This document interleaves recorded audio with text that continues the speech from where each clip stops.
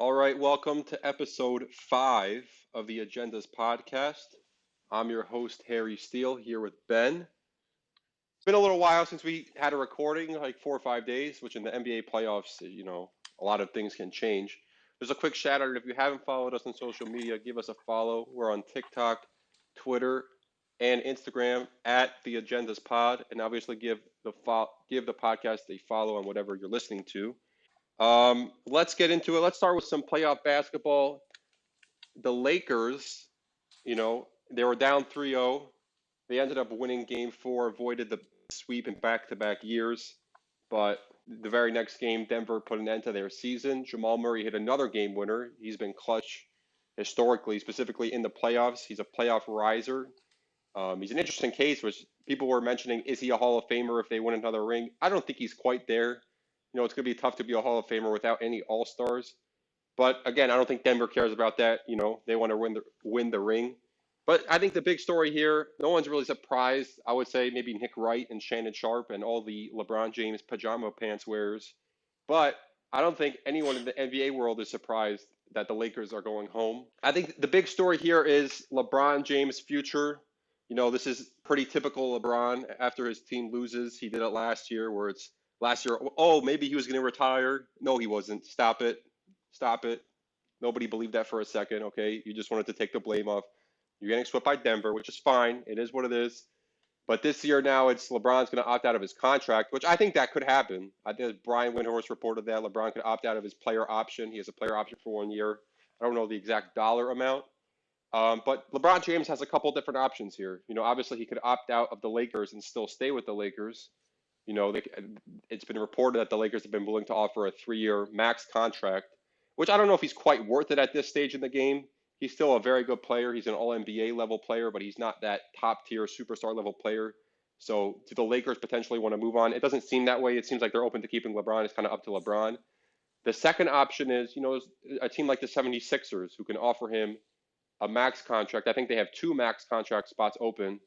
And I think the Sixers are potentially, a great fit for LeBron for a couple different reasons. One is you have that superstar in Embiid, who's that top 5 level player, specifically in the regular season, but they haven't really done anything in the playoffs. So I think if LeBron went there, he'll still get the credit of leading that team. If they won a title for his 5th NBA championship, it wouldn't be a situation where let's say he went right now to the Denver Nuggets and everyone's like, okay, you just joined Jokic's team and no one's really going to give you any credit for that. But since Embiid hasn't really had that playoff success, we'll see what happens in this series versus the Knicks.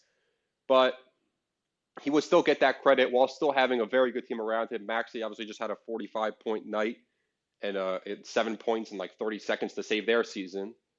But that's another option. And the third option, which I would be surprised, is he could sign a minimum deal, let's say with someone like Phoenix, for example, or some other championship level team. Just sign a minimum. I want to get that 5th ring. I don't care about money at this point in my career. Maybe a team that signs Bronny or drafts Bronny in free agency. And that's the other aspect to this is Bronny James, who, is not really an NBA level prospect, but because his name is LeBron James Jr. and not Michael Potato Jr., he's going to get drafted by an NBA team. And LeBron can kind of use that as leverage. Maybe he says to the team that drafts him, if you draft him, I'll join your team. That idea has been thrown around a little bit.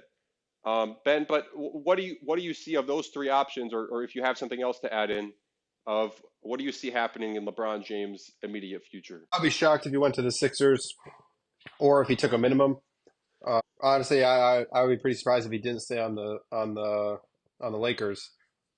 The only option I could see, like realistically, is like maybe the Knicks or maybe the Heat, something like that. But to be honest, I'm not really interested. Like he's not winning a championship, so just whichever team he's on, you just add it to the list of teams that aren't winning a championship. That's interesting because the Knicks have been thrown around. The Miami's also been thrown around. I don't think it's going to happen just because he kind of had an ugly ending with Pat Riley, who still kind of runs the Heat organization, and they kind of built a great culture over there. Obviously, Jimmy was hurt this year, so they went out pretty quickly, but they've been a winning culture. And I don't think they need LeBron James. I don't think Pat Riley's going to sacrifice his ego to let LeBron back in. But the Knicks, if LeBron went to the Knicks, I would definitely have them in the contender tier, depending on what they have to give up. Let's say it was a sign and trade and they had to give up a piece or two. But LeBron James, Jalen Brunson. Would I say it's the top tier contender competing with Boston and Denver? Probably not. I guess I agree with you on that. Now, in terms of Philly, I think it's very interesting because Philly, you would have Embiid, who's an MVP level player. He won MVP last year. He probably would have won MVP this year if he didn't get hurt. You have Tyrese Maxey next to him, which, we can debate if he's been a little bit overrated, but recency bias is always a thing. He had 45 points. He had a clutch moment. So he's an next up and coming guard. And then to add LeBron James to that mix, and they kind of can pick and choose how they fill out that roster with another max cap spot. Do they go for that 4 stars and kind of fill it out with minimums? Not, that probably isn't the best idea in today's NBA, but to have LeBron James, Maxey, and Embiid and be able to fill out with some role players, you don't think that would be a contending team, Ben? No, that team would probably be contending. I just don't think he's. I would be shocked if he went to Philly. I just don't. I just don't see him doing that. Just as just personality wise, it's a little bit too random of a It is city. kind of. I definitely hear. I mean, it is a big city, but it is kind of random. It's hard to picture LeBron James in a Sixers uniform.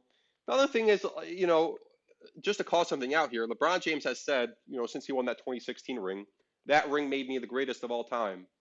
Well, LeBron, if you really believe that, then you have nothing else to prove, right? If you're the greatest in your sport ever, what do you have to prove? So, for me, that's another interesting thing. If he kind of joined another superstar or very good team that he thought had a better chance to win the championship, it kind of, shows he doesn't really think he is that GOAT. You know what I'm saying? Because if you are that guy, why do you need to prove yourself? Just run out your career with the Lakers. Have the Lakers draft Bronny with that pick. Say, if you draft him, I'll sign that 3-year max deal, which I think he's going to end up doing anyways. And the other thing is, it's not like the Lakers are some scrubs. This is not the first stint in Cleveland. He has Anthony Davis, Austin Reeves, Rui Hachimura. They have some flexibility. They're not the Phoenix Suns. They have 3 first-round picks and Austin Reeves, which they can package for, potentially someone. We mentioned Trae Young and DeJounte Murray here with our resident Hawks fan, Ben. But, they have some flexibility and they have somewhere to go. And from the media's perspective, they're that second team in the West. It's like, oh, they just can't beat Denver, but everyone else they can beat. Now, I don't believe that. I think OKC would have beat them this year pretty handily, and I think Minnesota would have beat them this year pretty handily as well. But, they're the first 7th seed who loses in 5 games in the first round, who's an NBA contender. So, that's good news for LeBron James and the Lakers. But, it's going to be interesting to see what he decides, what happens with Bronny. That's that other aspect he said in the past. He wants to play with Bronny. That's one of his priorities later in his career. Now, will a team reach with a first-round pick to draft Bronny? I don't think so. Unless it was a guarantee, LeBron said, "You draft Bronny, I'm on my way." I don't think they reach that far. Even a second-round pick is kind of a reach. Now, again, Bronny, obviously had that cardiac arrest situation. But even besides that, he wasn't starting on a team that wasn't a good college team. He's not an NBA player by any stretch. The only reason someone, in my opinion, would draft him is so they can get LeBron James and have them together. Did you have anything else you wanted to talk about with the Lakers or Anthony Davis or LeBron or anything like that? Yeah, I mean, I'll just put my record out there. LeBron is staying in LA. This is just a stupid conversation. Like he's just not leaving. Like if he, but I'll believe that when I see it. So he's staying in LA. In terms of the Lakers, yeah, Trae Young would move the needle. But if the Hawks trade Trae Young for 3 first-round picks and Austin Reeves, they need to start firing people on the spot. So DeJounte, I don't think moves the needle for the Lakers. And they don't have the assets to get Trae Young unless they're going to start packaging up Anthony Davis, which they're obviously not going to do. For that perspective, I think you stay on the Lakers. The Lakers aren't doing anything in the playoffs. And then in terms of the most interesting to me is Bronny James. Like the Lakers will take him to please LeBron, that's great. But if somebody was saying it was Nick Wright was saying what the Lakers are picked 40 in the second round. So one of those teams between pick 32 and 40 could snap up Bronny James he was saying to try to get LeBron to come there. But I think the better strategy, you snatch him up and make the Lakers trade for him.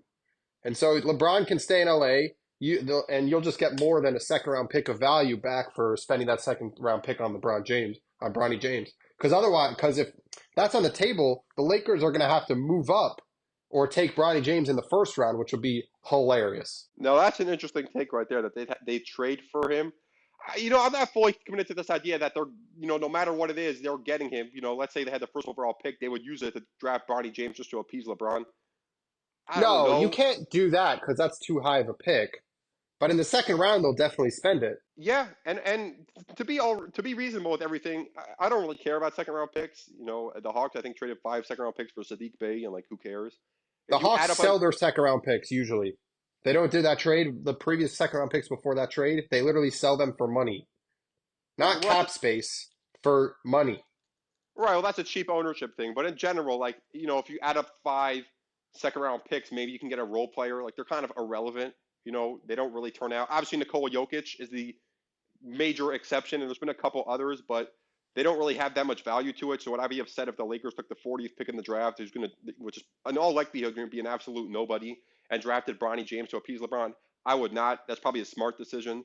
The other thing we haven't really talked about, But it's been would they trade reported. up though? How far, would they trade up though for the risk that somebody will take him between 32 and 40, or maybe even late in the first round, where just because we say second round picks are worthless. Well, the pick 32 versus pick 33 is the same pick. So do they have to get up into the 20s to make sure they get him, or Yeah, they were going to that risk being? with it being a weak NBA draft, that's probably going to be the most interesting headline of the draft, I would say.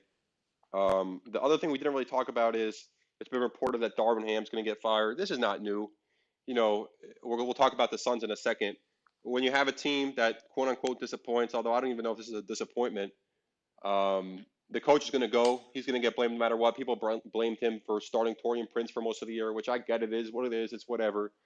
I don't think there's any coach that if you put on the Lakers, they beat Denver. Lakers fans will obviously disagree. They think that they were obviously a lot of the games were close. So I hear what they were saying, but I don't think that Darvin Ham is some major reason that they lost the series. They had a 20-point lead in one game that they blew. Darvin Ham is not the reason that LeBron James can only play 10 minutes of basketball at a shot. That is not part of Darvin Ham does not cause that. Yeah, and I think that's the number one reason why the Lakers didn't beat the Nuggets is LeBron James had spurts, not even so many spurts, a few spurts where he was that guy, but he kind of faded out, and especially in some of the fourth quarters, he just kind of disappeared, was passive. Um, I think he did And he's lead not the. playing any defense. I mean, this is classic LeBron because you read the stat line for this playoffs, or even the past couple. I would include the past couple years in this: 27, 9, and 9.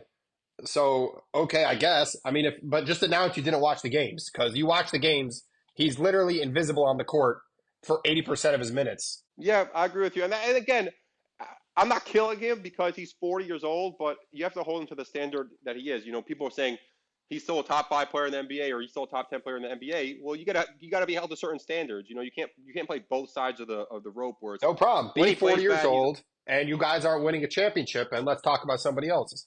all right. Well, let's do that. Let's talk about somebody else. I think that's enough Lakers talk. I thought Phoenix would win this series in 5 or 6 games probably. I probably took in too much of account of what happened in the regular season where they swept the regular season 3-0. Anthony Edwards was an absolute monster in the series. Outside of game two, he was fantastic. He closed them out in game four with 40 points. And, the eye test matched the numbers. It wasn't one of those series where, oh, well, he had 35, 5 and 5, and, I don't even remember him playing. You have some of those, but not LeBron not this James. series.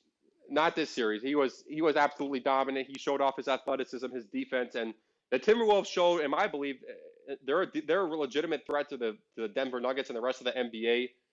People killed them when they made that Gobert trade, which they definitely gave up too much. I don't remember. I think it was 4 picks and 3 swaps or something ridiculous like that for Gobert, and they gave him a massive contract.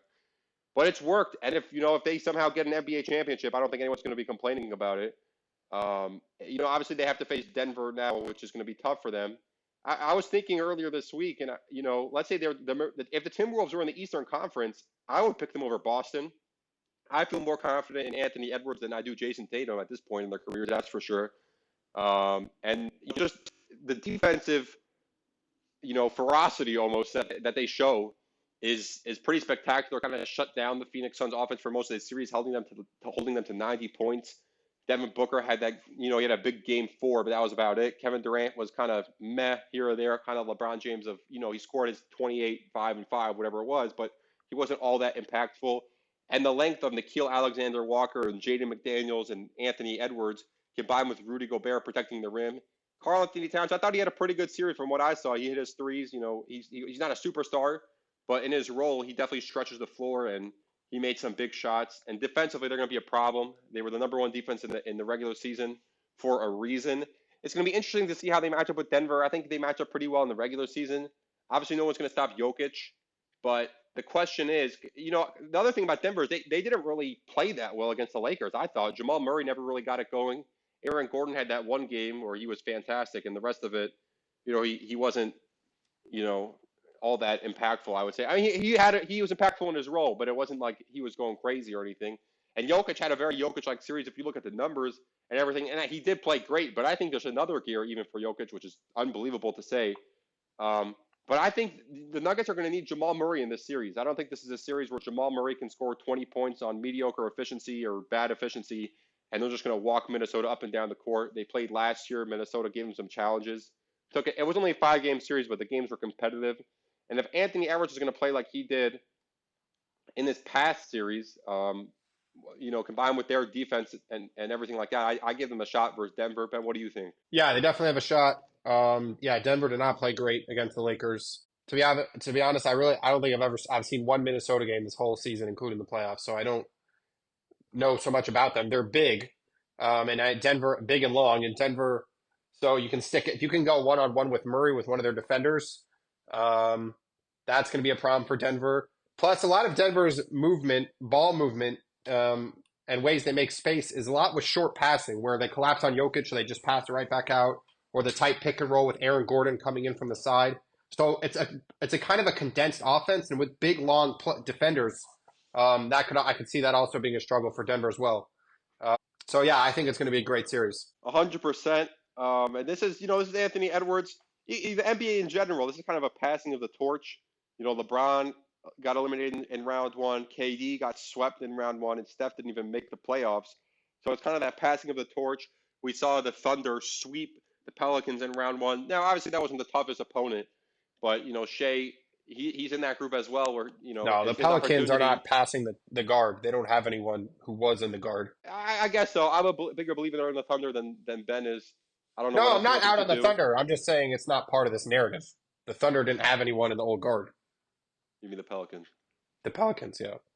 Yeah, yeah. I'm a believer in the Thunder and Shea Gilgeous-Alexander, but we'll see how far they go. Obviously, they were the one seed, and they dispatched the Pelicans easily, which is what you should do. You know what I'm saying? What else do you want them to do? They blow them out in pretty Yeah, much all the games outside of game one.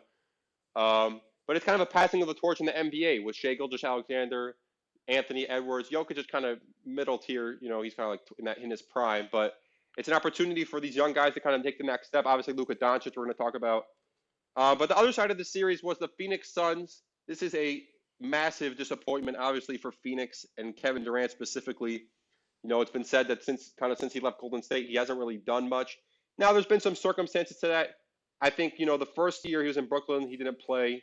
The second year in Brooklyn, that was the best team in the NBA to me. And to anyone watching the games who wasn't a Kevin Durant hater, that was the best team in the NBA with him, Harden, and Kyrie. I mean, they absolutely dispatched of the Celtics. It was a joke. And then the first two games of the Bucks series, they blew them out. You know what I'm saying? I think one of the games was 40 points, and then Kyrie goes down. Harden didn't even play those first two games, and they still blew them out. So I think if they was healthy, they were winning the title that year. I don't care about the foot on the line thing. I'm talking about injuries. When one team in the Bucks, who ended up winning the championship, barely squeaks by in Game 7 overtime, the Nets were starting Mike James, with all due respect, or without all due respect. Joe Harris was shooting about as good as I would.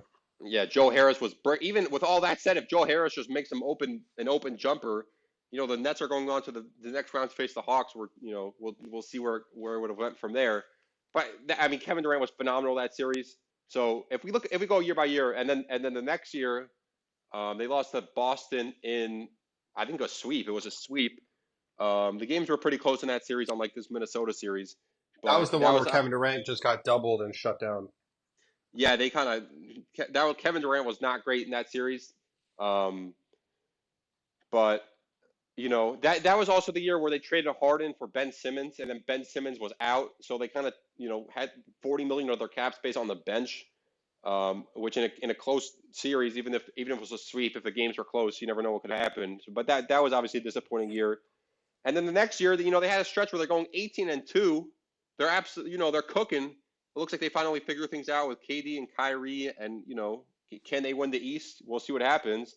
And then Kyrie asked for a trade because the Nets wouldn't give him a contract extension, which is just like, I don't really get the point in that. Why don't you play out the year, see what happens? I think if you win the title or make the NBA Finals, they would have given you that extension. Maybe then like Joe's side, there was there's some things like that going on. But then he gets traded to Phoenix mid-season. Then he's already hurt, right? And then he comes back from injury, and then he gets hurt again in the warm-up lines, which is it's just crazy stuff after crazy stuff. He comes back with like 6 games left in the regular season. They beat the Clippers. Kawhi was out that series, so I wasn't all that impressed with that. And then in round two, they faced Denver. They tied the series up at 2. They go back to Phoenix, or they go back to Denver, and they just, they didn't have enough in the tank. Game 6, they get blown out. Chris Paul and Ayton were hurt at the end of that series. I think they were starting Jock Landale and Cam Payne, without all due respect.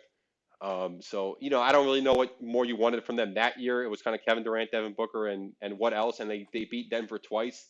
The Lakers beat Denver 0 times last year, and people act like it was Game 7 overtime, and so they beat them twice, which is more than any other team in the playoffs beat them. So I don't know. I mean, I guess it's not a success, but it is what it is. And then this year, this year was a major disappointment. You had all the 3 stars healthy. If you can call Bradley Beal a star, the way he played in this series, I'm not so sure. He had that quote before Game 4. He's like, "I've never been swept before. I'll be damned if I'm swept." And then he came back the next day, and he's like, "You know what? I'm damned." They got swept. And in that last game, Durant and Booker combined for I think it was like 70 or 80, and Beal just didn't bring anything to the table. But they really couldn't figure out Minnesota's defense the first couple of games, and then by the time it was Game 4, they kind of figured it out a little bit. They couldn't quite hold on, and it was too little, too late. But it has been a disappointing stretch. If I told you 5, 6 years ago that Kevin Durant hadn't made a conference finals since he left Golden State, I think people would be surprised, especially with how good he came off his Achilles injury. But the overreaction is the overreaction, and people are going to do that. Is Kevin Durant top 50 all time? Stop it. Kevin Durant is Carmelo Anthony, but he just joined Golden State. Can you please stop it? These people started watching basketball when he came to Golden State. In OKC, he was living in the conference finals. I think they had 4 conference finals appearances. He made the NBA finals at 23 with Russell Westbrook, who nobody else in the NBA has ever had team success with. Hasn't been done. LeBron kicked him off his team in 1 year. The Clippers haven't really done much. So it kind of is what it is. But, he's going to get blamed, and he deserves to get blamed. He wasn't great in this series. And as far as a legacy perspective, when you're that high caliber of a player, or people expect a lot from you. But this revising his whole career that he was never good, he was never that level of player. Stop it. He was a top 2 NBA player for at least a decade, at least 10 years, and he's been a top 5 player at this point in his career. He's past his prime. He's not what he used to be. The physicality in the playoffs kind of riles him up now. But I'm not a fan of this revising of his legacy, Ben. But do you have any thoughts on the Phoenix Suns in general? Yeah, I mean the Phoenix. Just looking at the Phoenix Suns, yeah, I mean they're cooked. I don't know.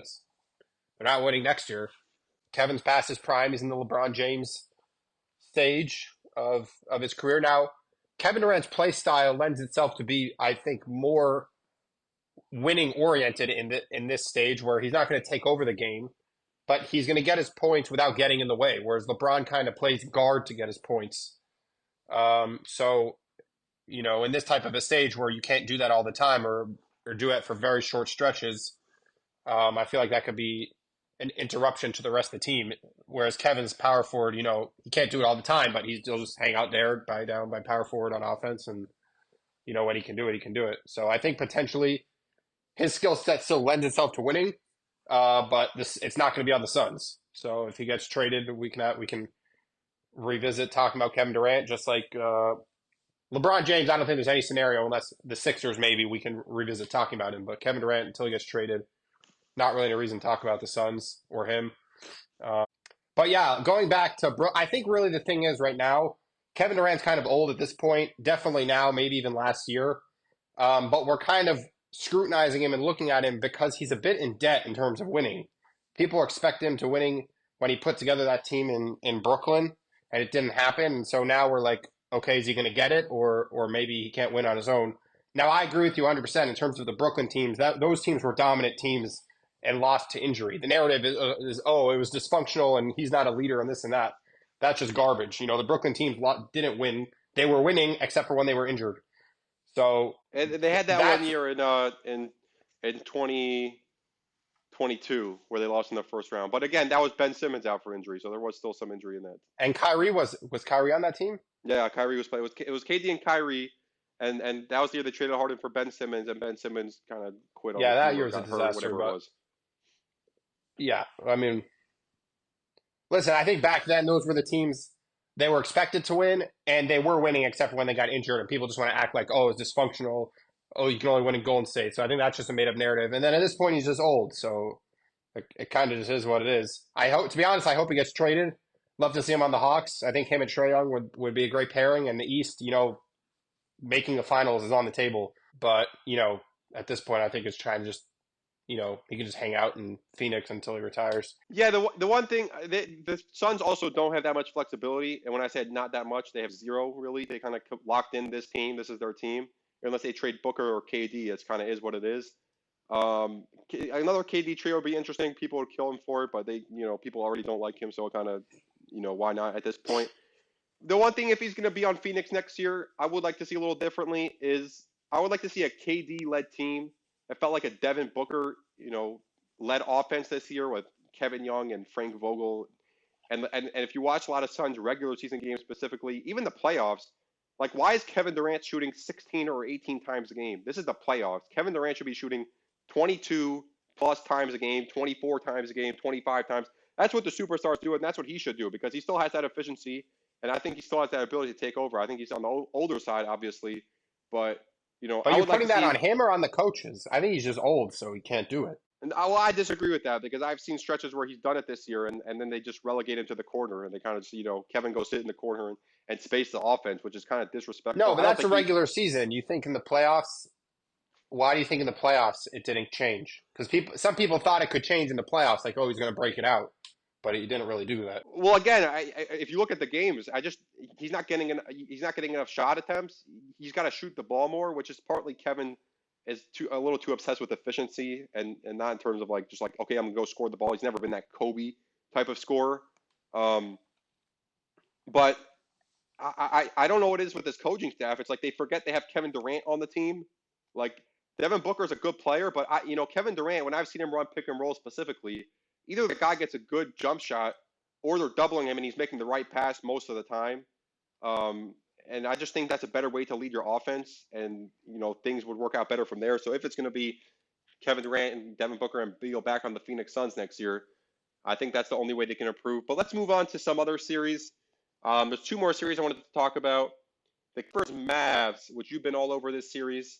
The Mavericks take 3-2 lead last night. Luka has a great game, and they're going back to Dallas up 3-2, which we've seen them in that scenario before and lose, where they were up 3-2 going back to Dallas for Game 6, and they just couldn't quite close it out. Obviously, there's no Kawhi, so we'll see if it's any different this time. Ben, what are your main thoughts on this Clippers-Mavs series? Yeah, unfortunately, I'm very anti-Luca guy, but unfortunately, this series is over. The Mavericks will be winning the series. No, absolutely, just no faith in the Clippers. Not really for any particular. Like this last game, they looked dysfunctional for the first half. I only saw the first half. They looked dysfunctional, but somehow we're only down by a couple points. And then, but the Mavs got it to 10. That's something I've taken away from watching these playoffs is those last 2 minutes of the first half are huge. If you have a 5 point lead and right before half, you can go on a little run, get it to 10, 12. And, that's just a much bigger lead. You kind of cheated your way into a bigger lead. Or the other way, where if your team down by 20 plus in that last minute and a half, 2 minutes, you can suddenly get that down to 15, 16, and it's totally different. It does not feel like you were down by that much, being down by 22, 25. So that to me is a huge takeaway. That was a bit of a side point. Yeah, the Clippers to me just look kind of not great last night. I mean, they're not getting two in a row. I just don't see any scenario where that happens. And that to me is kind of. I mean, I'm going to watch it, but I'm going to be nervous the whole time of the inevitability of when the Mavs are going to win. Um, and then I think the other notable point about that is pregame they were giving Luka the injury excuse before the game. Oh, he sprained his knee before. Oh, and he's been sick for a week and a half. Nobody knew about it. And then he went out and dropped 40, so not getting discussed. But they were giving him the pass before the game just in case. So that's always fun. Yeah, it felt like they were kind of hedging a bit. We talked about that off air. I hate that.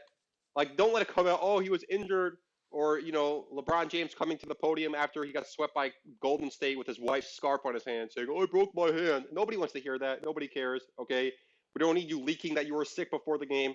If you're playing, you're playing. This is another thing that Joel Embiid, happens to him a lot. Obviously, he's facing injuries right now, so it kind of is what it is. It's hard to like the guy's injured every year, so I don't know what I'm supposed to do with that. But this like leaking before the game that your ankle's hurt and like you're sick, quote unquote, and then you go out and have a great game. So everyone's like, whatever. But like if you didn't have a great game, people are like, oh, you're sick. Stop it. Just play the game. Whatever happens, it happens. The Clippers are without their best player, okay? So nobody wants to hear your little injury excuses. The Clippers, yeah, but on last night's game, the Clippers kind of have those games, especially during the regular season as well, where they kind of just like give up. Kind of, they're like, okay, this is not our game, and we're just, Russell Westbrook has been atrocious since game one. Paul George obviously didn't have it going last night. I'm not going to kill him too much just because he's been good in this series for the most part, from what I've seen. I'm not going to write them off completely just because I think this is how I look at it. Like I give them a shot in game six, and then in game seven, anything can happen. So we'll see how it goes. But it looks like the Mavericks are going to move on to the next round, and Mavs Thunder for me is going to be a heck of a series. But we'll talk about that if it comes to fruition. I wish we had Kawhi for this series. There's a lot of hype build up for the series, and a healthy Kawhi would have made it interesting, and I think it would have changed the series a lot. But kind of is what it is. That's the playoffs. That's how it goes. Sometimes you get the injury luck. Sometimes you don't. And the other series I wanted to talk about was Knicks-Sixers. This has been a phenomenal series. Every game has been close. It's been kind of old school, relatively low scoring. And B's played all the games. He's been banged up. He had that, I forgot what you call it, palsy or something, where his face is all droopy. Um, he had that 150-point game. Last game, he really wasn't great. He wasn't efficient. He had, I think, 9 turnovers. Jalen Brunson did his part. We talk about Jalen Brunson. Then again, we talked about this with the Knicks in the past, where they kind of only have one person to create all the offense, and they kind of like acknowledge that. So it's just like going down the court again and again and again, just giving Jalen Brunson the ball, which it works. He's been great, but he's been shooting like 30 to like 35 times a game if you look at his numbers. Again, I do think it's their best offensive option down the court. It's just interesting to see a team just like, yeah, we have no other creators. Here, Jalen Brunson, do it every single time. And that's kind of where their ceiling comes in, or they're like limited in terms of without having another creator. That type of offense is not going to get you to the promised land. Even with a top five player, I don't think it can get you there. Just like giving him the ball every single time and saying do everything, I don't think that works. We've seen that with LeBron in the past. Um, but I don't really think they have any other option. And pointing to this last game specifically, I mean, this is a disaster for New York. Up six, I think, with 28 seconds left. And then you have the maxi 3-and-1. Just a terrible foul by Mitchell Robinson. You can't foul in that situation. And then that cut it to two. Then you had Josh Hart getting fouled, and he missed one of two free throws, was left the door open, and Maxey just stormed down the court and chucked it up. Not chucked it, he shot that thing from 30 plus feet and swished it. And then, went to overtime, and Philadelphia was able to pull this one out, and Embiid was a little bit better in overtime. But it's kind of a disappointment for the Knicks. They had that moment where they were showing the whole crowd, all the celebrities in the crowd. Everyone was like excited, like this is the Knicks moment. This is finally the Knicks team that everyone loves is going to advance, and people are getting excited. And then it kind of just Maxey took it away from them, and they're going to have to re-earn that back in Philadelphia for Game 6, or if not, a Game 7. But it kind of feels right that this series is going 6 games. If it would have been 5 games, it wouldn't have felt right just because the series was so competitive. But Ben, do you have any major takeaways from this game or this series in general? Yeah, I mean, it feels a little bit like a less extreme version of the Clippers-Mavs, where the Clippers are like, I feel like watching the games, like the games are close, but the Clippers are like trying to keep up the whole time. Like the Mavs are kind of just chilling a little bit better, and the Clippers are like, just, can we keep it? Can we hold on? And sometimes they're able to do it and get a win, but it feels like it's just harder for them, and they're more inconsistent. And so I feel like the Knicks are just that team that's a little bit better. Um, I mean, listen, I'd love to see Philly win. I think they could win. They've got the best player on the court. But yeah, I don't think either of these teams is going anywhere after this round, so it doesn't really make so much of a difference. But good teams that are pretty even. I have a bit of an anti-Brunson rooting interest, so I'll enjoy watching it, but I'm not too nervous because I think the Knicks would lose anyways in the next round, as opposed to Luka. If they get past this, I can see them going a lot further. Would not be excited to see that, but yeah, I don't think it's entirely consequential series in the macro of the NBA, but I'm enjoying watching it. And the Knicks have a lot of assets left, so they definitely got a very quality foundation. I mean, assuming Anunoby stays in free agency, it'll be interesting to see what they can get in the offseason. Yeah, it's been thrown around. Devin Booker. I don't think it's going to happen. I don't think Devin Booker is going anywhere. That's But not the right player. That's not no. I think for the Knicks, an interesting team would actually be. Paul It would actually be an George. interesting. It would be an interesting Paul George or Durant team. Mm-hmm. I don't know if Absolutely. they're gonna. I think Durant would be a good fit where it's like he has Jalen Brunson to create, and he could be that like other scoring option, or where he brings that extra punch to the table. But it's not like Yeah, he you has to don't need carry the two entire guards. I offense. mean, I might just be Hawks biased, but if you have a on and the Mavericks also struggled with this when Brunson was the second guard. It didn't really help them. Like you got that guard, ball dominant guard. Just let him be the ball dominant guard and give him some help. But really, from like a power forward or a center is a better fit. Yeah, I don't know if an Embiid trade is on the table, but that would work. But he's already got Maxi. I don't know. We could do Knicks trade talk another time, but The B trade is interesting because he has talked about this series how much he loves New York, and it's been speculated before. And I think they definitely have the assets. They have some of the best assets in the NBA. We will do Knicks talk, trade talk at a different time. I think Mitchell is the wrong fit. It is interesting the two guard the two guard thing in terms of we've seen it with Trey and Dejounte and even Luke and Kyrie, which has worked kind of, but it kind of is your turn, my turn. It's not like the best solution, in my opinion. So again, like Donovan Mitchell and Jalen Brunson, it's like, hey, they're just going to take turns and the defense is going to get worse. Does that really make any sense? I don't know. But Ben, what were you saying? I mean, I'm just out on Donovan Mitchell in general. Like a 25 and 5 assist guard with no defense, negative defender is like people consider that a star. I mean, that's like the bottom tier of like these good guards. Like that's the bottom tier of it. And to honestly, that level of player is relatively replaceable. Okay, that's in my opinion, that's a bad take. Not a That scrub, Donovan. I'm not saying, but you can get a guy a 25 and 5 guard with no defense. You can find that if you want to trade for it, you can get it. That player becomes available. And Okay, also, it doesn't win you. You can't have more than one of those guys on a team. okay, that's a bad take in my opinion. That Donovan Mitchell is replaceable, but whatever it is, he's in someone who elevates in the playoffs. I think a Donovan Mitchell team that makes more sense is Miami, where they just need more offense and they kind of have the defensive infrastructure. And they don't really have that lead guard. I mean, obviously they have Hero, but they could trade Hero, get Mitchell. That's been brought up before. But I That think might that's be a going to better wrap things. take. You don't need more than one. Like the Heat don't have a guard. Okay, we need this guy. But you have one. You don't. Another one is confusing and a negative.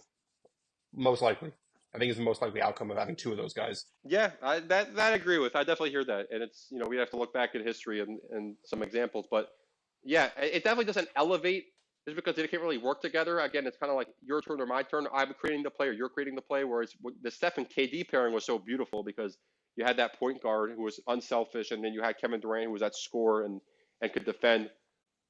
So that worked out really well. But I think that's going to I wrap think things people up for look the. at Steph and Clay as kind of that example, Well, Clay, yeah, Clay's not really that type of guard though. He's kind of just like a shooter and defender, which is and why he's an it's All great NBA fit. defender, Right. Exactly. Which even is though why he's a that little worked out so small. well. But He's not. He's like 6'6", 6'7". But oh, whatever it is, I, let's wrap it up there. I guess we'll see what happens at the end of the Clippers-Mavs series, and then the Bucks Pacers is reported maybe Giannis, maybe Dame comes back. We'll talk about that if they come back, because if not, I think it's pretty irrelevant. And then we'll see what happens with Knicks-Sixers as well. And then I'm excited about some potential next round series, some Minnesota, Denver, potentially OKC, Dallas, Knicks Celtics or Sixers Celtics. I think we have some interesting matchups. And Ben, anything else to add? no, thank you for having me. All right. Again, just a quick shout out. If you haven't followed us on socials, we're on TikTok, Instagram, and Twitter at The Agendas Pod. Give us a follow there, and we'll see you on the next one.